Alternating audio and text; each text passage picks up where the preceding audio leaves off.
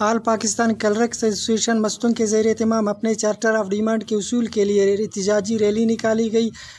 Rally education office سے شروع ہو کر مختلف راستوں سے ہوتے ہوئی پریس کلب کے سامنے پہنچ گئی اور پریس کلب کے سامنے احتجاجی مظاہرہ کیا گیا۔ مظاہرین نے ہاتھوں میں پلے کارڈ اور بینرز اٹھا رکھے تھے اور اپنے مطالبات کے حق میں نعرے بازی کر رہے تھے۔ ایپکا کے عہدیداروں نے وش نیوز سے بات چیت کرتے ہوئے کہا، یہ چارٹر آف ڈیمانڈ ہم نے کئی بار حکومت بلوچستان کو دے دی ہے۔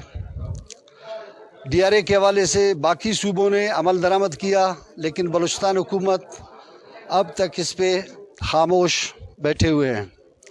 اس کے علاوہ تینوں صوبے میں لواحقین کوٹا بحال ہے، جبکہ بلوچستان کے ملازمین اس سہولت سے محروم ہیں۔ روز کوئٹہ میں ہمارے ملازمین الائنس کے ریلی پہ جو شیلنگ ہوئی، اس کی بھی ہم آج ایپکا کے پلیٹ فارم سے بھرپور مذمت کرتے ہیں اور حکومت کو یہ کہنا چاہتے ہیں کہ ہوش کے ناخن لو۔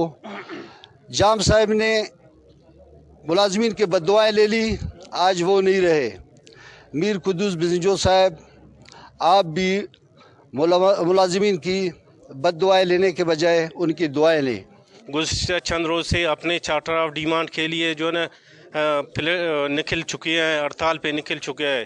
میں حکومت سے یہ درخواست کرتا ہوں کہ وہ ہمارے مطالبات پر فوری عمل درآمد کرے۔ اور واحد صوبہ بلوچستان ہے کہ ابھی تک وہ پرانا قرض بھی ہم لوگ 10% ہے اور 15% ابھی کا ہے۔